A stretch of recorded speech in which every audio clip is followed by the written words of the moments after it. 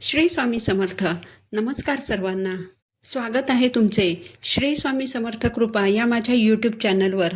आजचा दिवस तुम्हाला सुखाचा, आनंदाचा आणि मंगलमय जावो हीच मी स्वामींच्या चरणी प्रार्थना करते आणि आज या नवीन व्हिडिओला सुरुवात करते. आषाढ अमावस्या.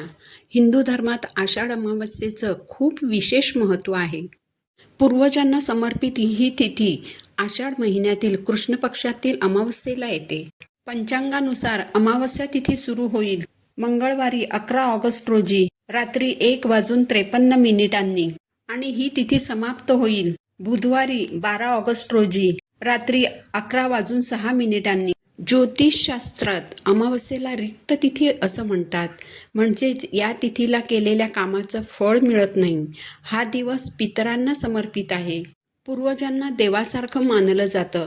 प्रत्येक शुभ कार्यात, अगदी लग्नाच्या वेळीही त्यांचे आवाहन केले जाते. ज्या घरात पूर्वज आनंदी असतात त्या घरात सुख आणि संपत्तीची भरभराट होते. ज्या लोकांच्या पूर्वजांना समाधान नाही, ज्यांचे आत्मे मोक्ष मिळू शकत नाहीत, त्यांच्या घरात संघर्ष, वाद, आर्थिक आणि शारीरिक समस्या अशा विविध प्रकारच्या समस्या उद्भवतात. कुंडलीतही पितृदोष असल्यास ही समस्या अधिक गंभीर होते. आषाढ अमावस्येला पवित्र नदीत स्नान करणे, दान करणे आणि पूजा करणे खूप शुभ मानले जाते. याचबरोबर या दिवशी पूर्वजांना संतुष्ट करण्यासाठी काही उपाय आणि तोडगे देखील शास्त्रांमध्ये सांगितले आहेत, ज्यामुळे तुम्हाला जीवनातील अनेक समस्यांपासून मुक्ती मिळू शकते. तर असे साधे, सोपे आणि सहज करता येण्याजोगे असे 10 उपाय मी तुम्हाला आज या व्हिडिओमध्ये सांगणार आहे. सगळेच उपाय अत्यंत प्रभावी आहेत. या उपायांपैकी एक उपाय जरी तुम्ही केला तरी तुम्हाला त्याचा नक्कीच फायदा होईल. यासाठी व्हिडिओ शेवटपर्यंत पहा. चॅनलवर नवीन असाल तर सबस्क्राईब करा आणि असेच माहितीपूर्ण व्हिडिओ पाहण्यासाठी बेल आयकॉनला देखील प्रेस करा. अमावस्येच्या दिवशी पवित्र नदीत स्नान करा. जर तुम्ही हे करू शकत नसाल तर प्रथम 2 चमचे गंगाजल बादलीत टाका आणि नंतर त्यात आंघोळीचे पाणी घाला आणि नंतर त्या पाण्याने स्नान करा. त्यानंतर तुमच्या पूर्वजांना तर्पण करा. तुमच्या पूर्वजांचे फोटो स्वच्छ करा आणि त्यांना फुले आणि हार अर्पण करा. राहू काळाच्या वेळी कावळा, पक्षी, गाय, कुत्रा यांना रोटी खाऊ घाला आणि भगवान शिवाची पूजा करा. जर तुम्हाला पितृदोष असेल तर तुम्ही आयुष्यातील समस्या आणि अडथळ्यांनी त्रस्त होणारच. यासाठी आषाढ अमावस्येला एखाद्या अशा ठिकाणी जा जिथे माणसांची जास्त वर्दळ नसेल. तिथे मोहरीच्या तेलाचा दिवा लावा आणि तिथेच काही अन्नपदार्थ ठेवा. त्यानंतर घरी या. येताना चुकूनही मागे वळून पाहू नका. असे केल्याने तुम्हाला पितृदोषापासून मुक्तता मिळेल. तुमचे नशीब बदलेल आणि करिअरमध्ये यशाचे नवीन मार्ग उघडतील. जर तुम्ही शनीच्या कोपाचा सामना करत असाल किंवा पैशाच्या कमतरतेमुळे त्रस्त असाल तर तुम्ही या आषाढ अमावस्येला खालीलपैकी कोणताही उपाय नक्की करून पहा. जर तुम्हाला शनी आणि राहूचा कोप सुरू असेल तर तुम्ही 1.25 किलो कोळसा खरेदी करा. हा कोळसा फक्त लाकडाचा असावा. नंतर तो कोळसा वाहत्या पाण्यात किंवा नदीत प्रवाहित करा. यामुळे तुम्हाला शनी आणि राहूच्या कोपापासून मुक्तता मिळेल आणि जीवनातील तुमच्या समस्या दूर होऊ लागतील. जर तुम्हाला पैशाची कमतरता भासत असेल तर आषाढ अमावस्येच्या दिवशी बेलाच्या झाडाखाली स्नान करा. नंतर एखाद्या ब्राह्मणाला खीर खाऊ घाला.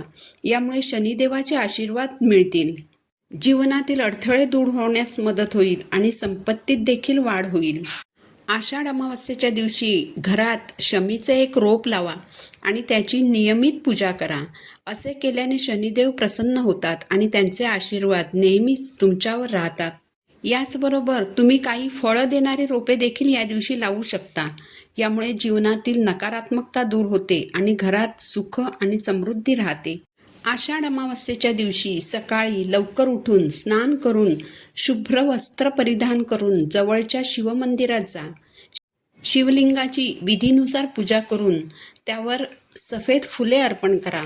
असे केल्याने व्यक्तीच्या कुंडलीतील सर्व ग्रहदोष दूर होतात आणि अकाली मृत्यूचे भयही दूर होते आणि भगवान शिवाचे आशीर्वाद देखील मिळतात. आषाढ अमावस्येच्या दिवशी किमान 11 किंवा 21 वेळा शनी स्तोत्राचे पठण करा. यामुळे तुम्हाला शनिदेवांचे आशीर्वाद मिळतील. तसेच जीवनात सुखसमृद्धी येईल आणि घरातील वातावरणही प्रसन्न राहील. जर तुमच्या कुंडलीत शनी अशुभ स्थानी असेल तर आषाढ अमावस्येला थोडे गव्हाचे पीठ भाजून त्यात साखर मिसळा. एक नारळ फोडून नारळाचा वरचा भाग वेगळा करा. फोडलेल्या नारळामध्ये हे पीठ भरा आणि नारळाच्या वरच्या तुकड्याने ते अशा प्रकारे झाका की त्याचा वरचा भाग थोडासा उघडा राहील. यानंतर नारळाला काळा धागा किंवा मौलीचा धागा गुंडाळा. यानंतर हा नारळ झाडाखाली मातीत अशा प्रकारे पुरा की त्याचा उघडा भाग थोडा वर राहील. मुंग्या या नारळातील पीठ आणि साखर खात राहतात. यामुळे शनीचे आशीर्वाद तुमच्यावर राहतात आणि शनीच्या अशुभ प्रभावांपासून देखील मुक्तता मिळते. अमावास्या तिथीला प्रत्येकाने पूर्वजांना संतुष्ट करण्यासाठी आणि त्यांच्या आत्म्याला शांती देण्यासाठी काही उपाय केले पाहिजेत. म्हणून या आषाढ अमावस्येला वरीलपैकी तुम्हाला जो उपाय करणे शक्य असेल तो उपाय नक्की करा. धन्यवाद. श्री स्वामी समर्थ.